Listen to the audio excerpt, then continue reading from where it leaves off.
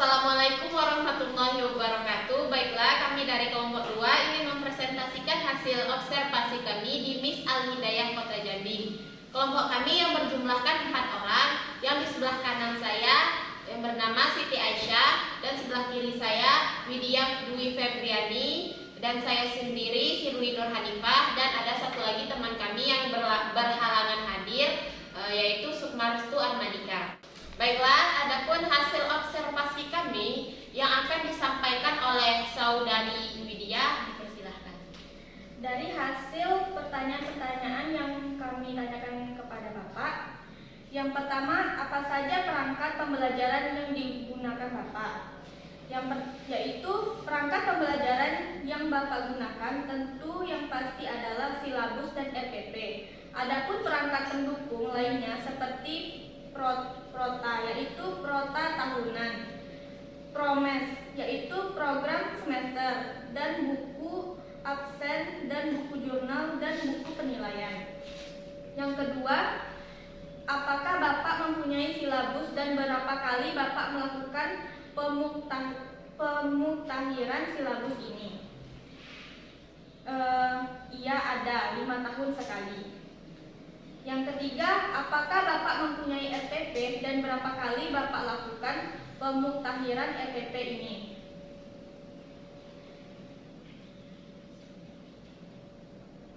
Iya, ada 2 tahun sekali. Yang keempat, apa bentuk asesmen yang biasa dilakukan di kelas? Asesmen yang diberikan guru kepada siswa berbentuk tugas tertulis, tugas lisan, kerja kelompok bersama. Apakah model pembelajaran yang Bapak lakukan saat di kelas? Yaitu model pembelajarannya seperti model ceramah. Yang keenam, media apa yang Bapak gunakan dan bentuk media tersebut seperti apa? Media yang digunakan yaitu media pembelajaran seperti buku, dalam daring, gambar, PDF, dan bentuk video. Yang terakhir, sumber belajar apa yang tersedia saat di kelas? Sumber belajarnya yaitu buku pelajaran, seperti LKS, buku cetak. Observasi lanjutan perangkat pembelajaran. Yang kami tanyakan pertanyaannya yaitu, apa saja poin-poin dari komponen silabus? Komponen-komponen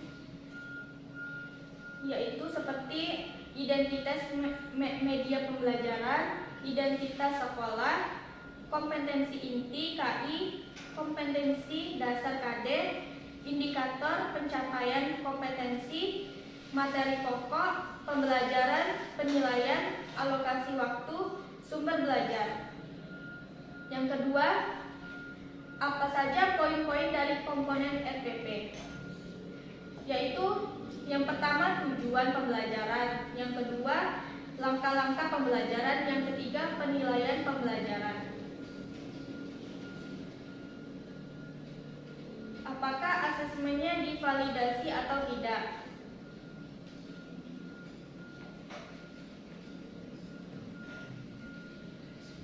Asesmennya untuk saat ini kata Bapak asesmennya belum ada, cuman sudah diselesaikan di MAN 2 tapi belum ada hasilnya pada tanggal 18 hari Sabtu. Baiklah, penjelasan selanjutnya yang akan disampaikan oleh Saudari Siti Aisyah, dipersilahkan. Untuk lembar observasi penggunaan buku ajar, yang pertama instansi dan kelasnya. Instansinya di Miss Al-Hidayah di kelas 5. Adapun judul bukunya itu buku Akidah Akhlak, pengarang Miftahul Ridho, Bahrin, Amadi, dan Amrin. Kemudian penerbitnya Direktorat Pendidikan Madrasah, Direktorat Jenderal Pendidikan Islam, dan Kementerian Agama Republik Indonesia. Kemudian data yang dianalisis, yang pertama analisis standar kompetensinya.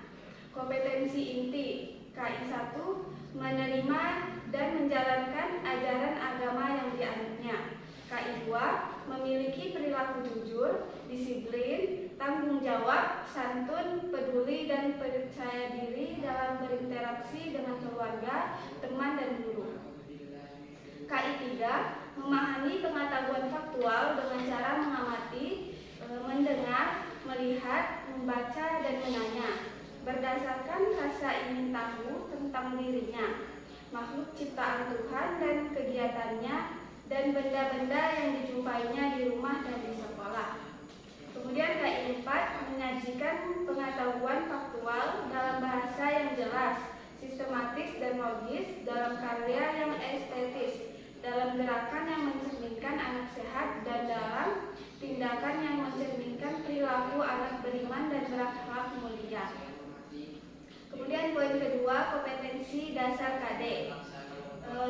Untuk 1.1 meyakini kebesaran Allah SWT melalui kalimat thayyibah, yaitu kalimat alhamdulillah dan Allahu Akbar. Untuk poin 2.1 terbiasa membaca kalimat thayyibah, alhamdulillah, dan Allahu Akbar. 3.1 memahami Allah Subhanahu wa taala melalui kalimat thayyibah, alhamdulillah, dan Allahu Akbar. 4.1 melafalkan kalimat thayyibah, alhamdulillah, dan Allahu Akbar. Kemudian indikator pencapaian kompetensi. 1.1.1 menghafal kalimat thayyibah, alhamdulillah. 2.1.1 menyebutkan arti kalimat thayyibah, alhamdulillah. 3.1.1 menyebutkan waktu yang tepat dalam membaca kalimat thayyibah, alhamdulillah. 4.1.1 melafalkan kalimat thayyibah, alhamdulillah, dan Allahu Akbar. Kemudian bab-bab yang terdapat di buku akidah ada 10 bab. Yang pertama, membasahi lisan dengan banyak menyebutkan kalimat thayyibah. Bab kedua, mengenal Allah melalui Asmaul Husna. Bab ketiga, mengenal hari yang dijanjikan. Bab keempat, berakhlak di tempat ibadah dan di tempat umum. Bab 5, mari berakhlak terpuji. Bab keenam, mari belajar mengingat Allah melalui kalimat tarji. Bab ketujuh, mengenal Allah melalui Asmaul Husna. Bab ke-8, mari membina keharmonisan dengan tetangga dan masyarakat. Bab ke-9, mari menghindari akhlak tercela. Bab ke-10, menghindari akhlak tercela yang dimiliki korun. Kemudian untuk variasi warnanya di buku akidah ini menarik dan simpel serta berwarna sesuai dengan buku. Konsisten tulisannya ini ditulis dengan huruf Adobe Cash Pro 13 pt dan Arabik tradisional 20 pt.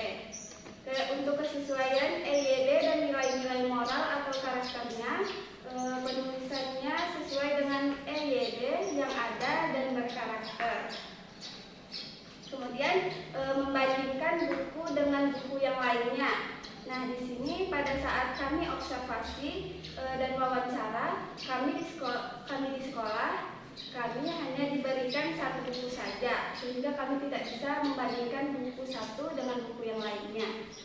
Kemudian mengkaji struktur bukunya.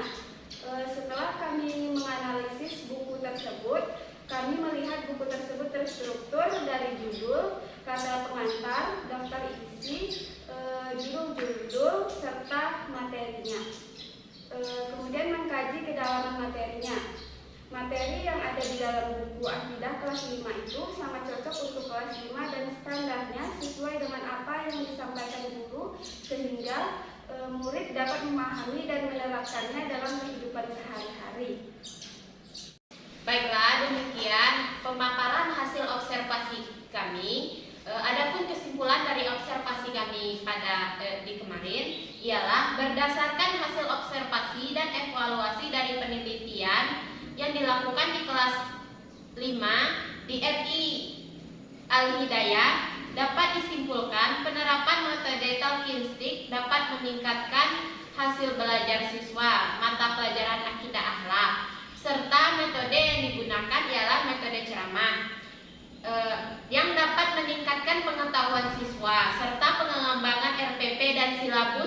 dilakukan oleh guru itu sangat baik sekali. Demikianlah pemaparan kami pada hari ini. Kami akhiri dengan wassalamualaikum warahmatullahi wabarakatuh.